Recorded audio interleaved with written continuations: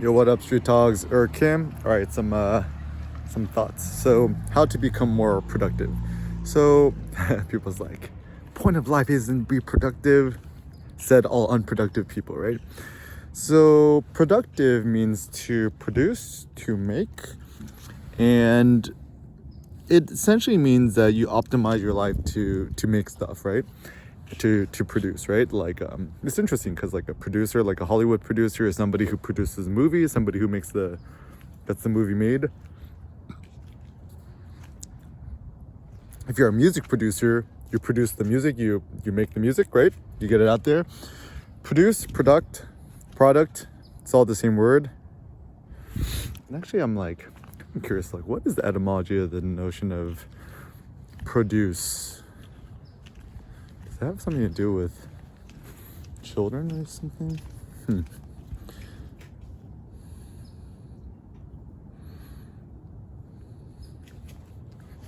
Something that I like to do.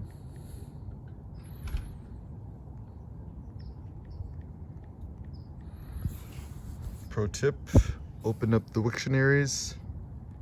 Wiktionary.org. Produce. To lead forth. Ductile.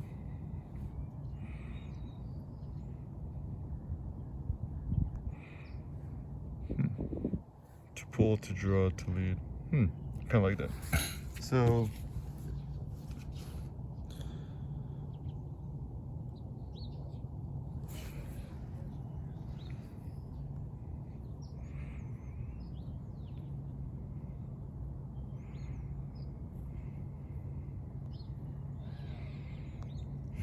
pro also means like forward direction, forward movement, to go forward.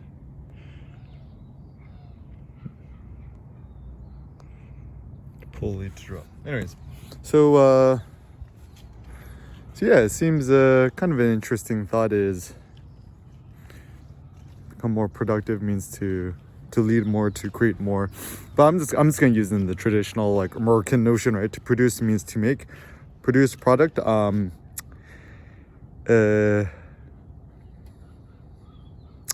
First and foremost, I like the idea that we are actually not dependent on other people for our productivity.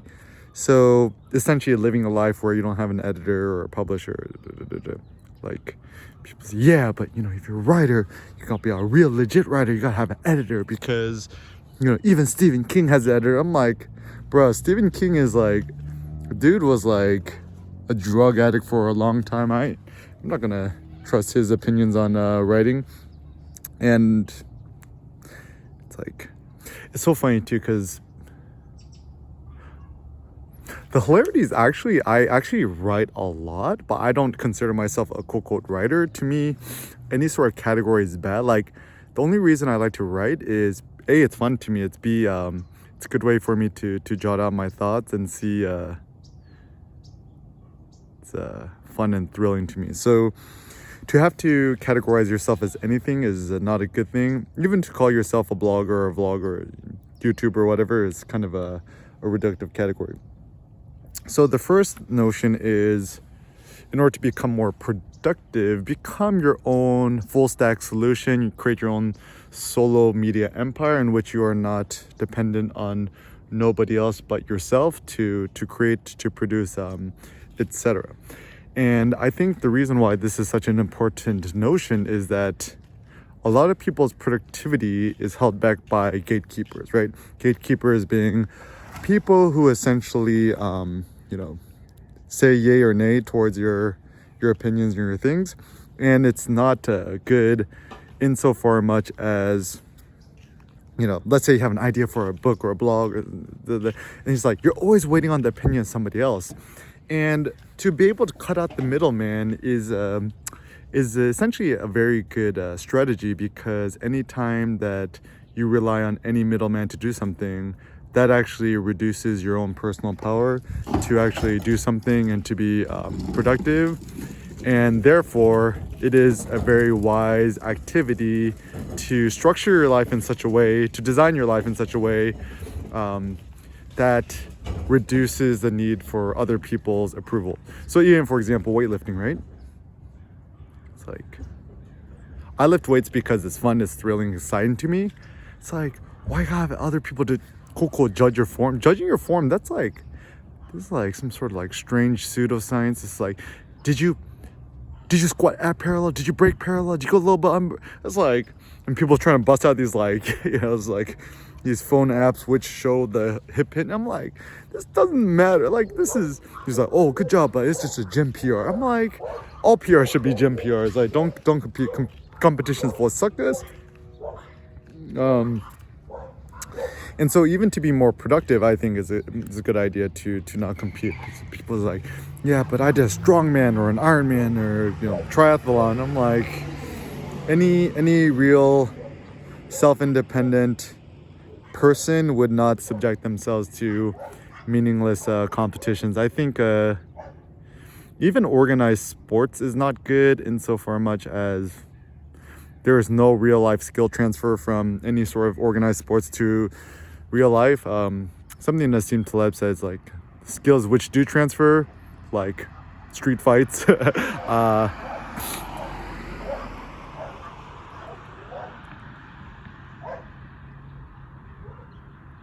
Like, even some one of the reasons that like nowadays I don't really like taking Seneca to the park.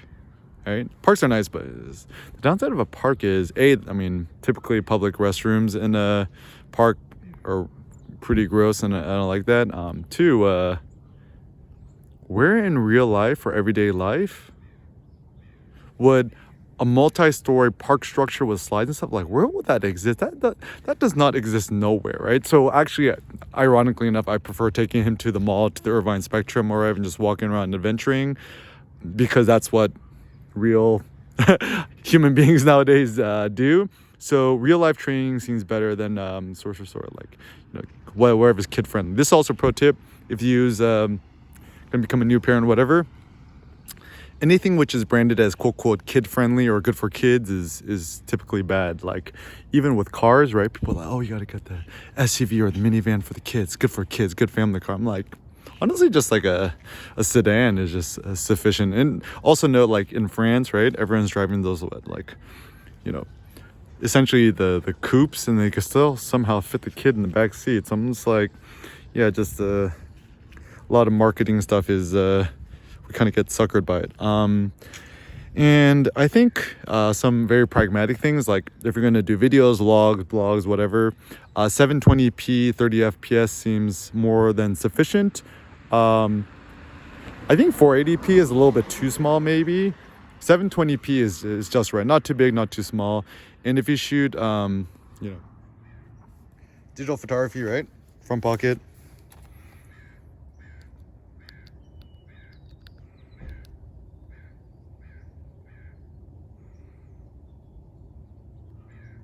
JPEG, right?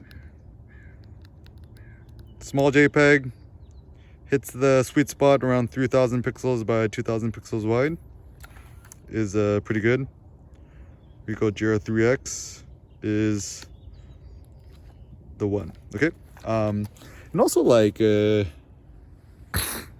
you want to blog more, I'm just like, just use your iPad or your iPhone or whatever, just 720p 30 fps. And then the funny thing too is that, like, something, if you ever try to upload stuff, right, there's still like processing time even on the new iPhone, iPads, to like, like if I want to, I open up Safari tab youtube.com/upload, and I click the upload button for the item, there's still that like pinwheel that's like preparing. It's like man, it's like, why is it so slow, right?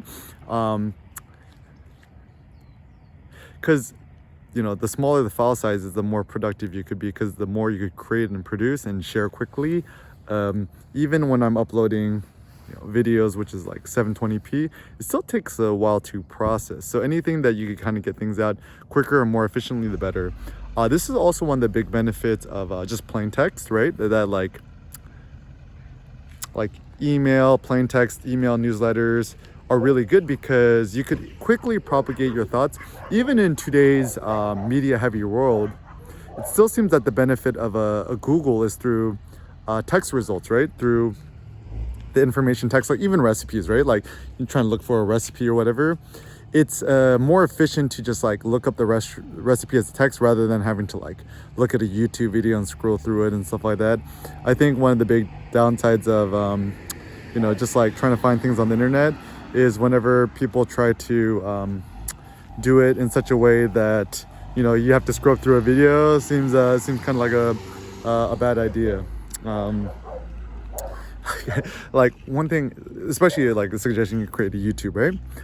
Don't do like one of those like pre-roll videos. Like nobody cares about that. And also, whenever you create things, don't try to optimize it for Google or YouTube or whatever, right? It just whatever you're interested in, talk about it, write about it, vlog it, whatever, and just kind of throw it up in the air and then kind of on to the next one, right? I think the life of maximal productivity means not to be constrained into just a broad, like a narrow niche, but to allow yourself to talk about anything. So when you think about Eric Kim, you think about EK, right? Think about what do you think about? Think about the street photography. Think about the street talks. You think about the GoPros. You think about the photo motivation, life motivation, eating meat, right? Powerlifting, gym, random workout videos, right? So the more random and multifaceted you could become, the better. Like, because you're a human being, right? Like people have multiple interests, right? So like even when I I used to follow Kanye on Twitter, right? Like things I find very interesting is like what iPhone case does Kanye use, right? He knows how to skateboard, right? Like he uses an Anchor battery charge. Like to me, it's the subtle nuanced details which I find really fascinating. And this is where I like a Tim Ferriss when he's interviewing people. He asks for the nitty gritty. I actually find the nitty gritty, the details very interesting, right? Like, for example, like if I was interested in a day in the life of Elon, right? Like, what time does he go to sleep? What time does he wake up? Like, how many cups of coffee does he have? Like, does he have email on his phone? Like, what does he do? So to be able to outline very small nitty gritty details, I think is actually extremely interesting. The small details actually might matter more than the big picture. And another thought that I've been having is kind of more towards the individual, right? So the bias in Silicon Valley that is like you want to create a multi-billion trillion dollar company, right? But company just means a bunch of peoples. Isn't it better to just be like, you yourself is like, use the Titan, use the Zeus. You got the Zeus juice, right? I would prefer to be a Zeus, right? Like, if I could rename myself, right? Let's name myself Zeus Kim. I actually had a friend in at UCLA Photo Club. His name was Zeus.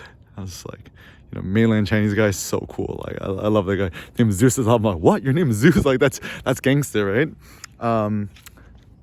Even one of the benefits of having kids, right? It's like you could create your own army of like Greek gods or Greek demigods or Stoic philosophers. I'm like, okay, what are some names? Seneca, like the Marcus Aurelius. Who else do I like? I like Achilles.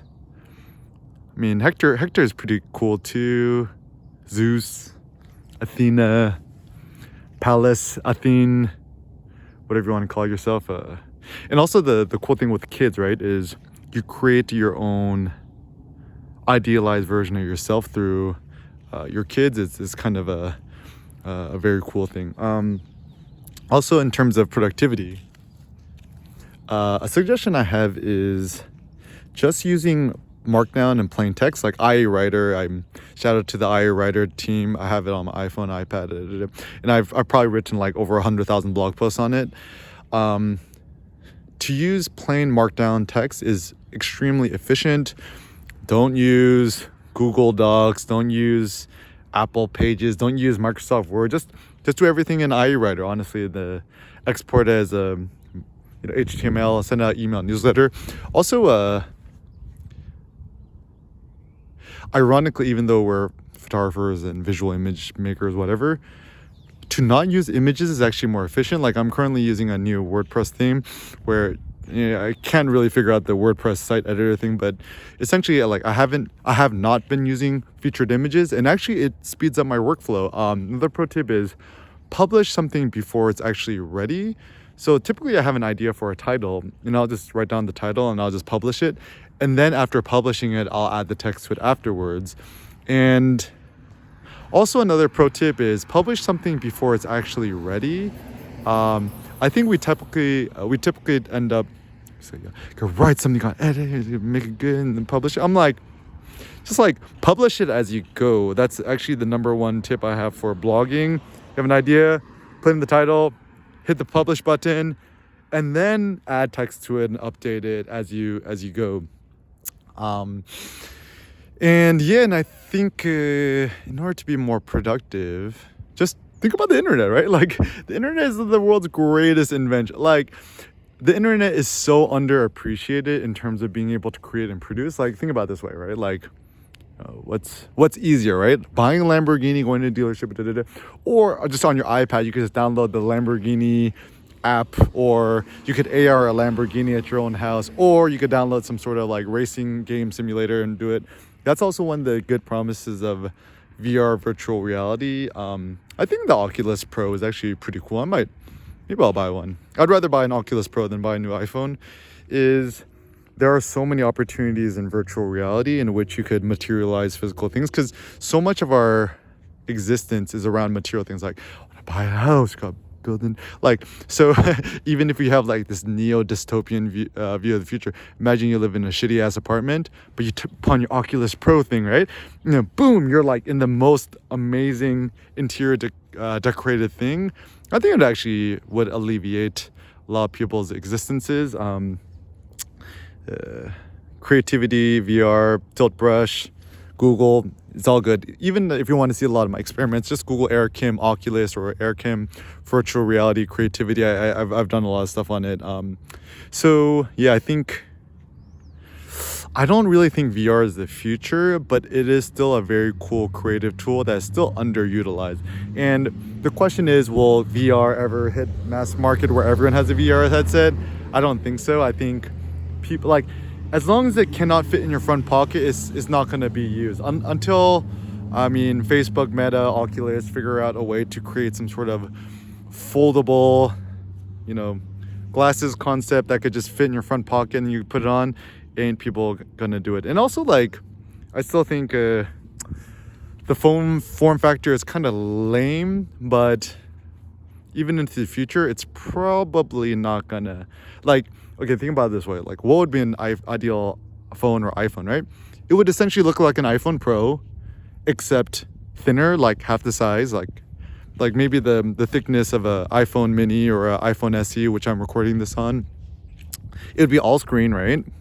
I don't know, maybe the sides and the back will be screen too eventually, right?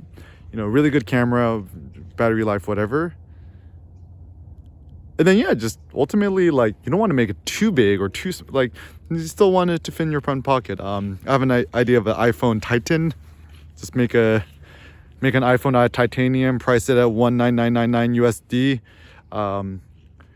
like $2,000, and just make it smaller than the current iPhone Pro, or at least just make it half the thickness or half the weight. Tech nerds like myself will definitely gobble it up.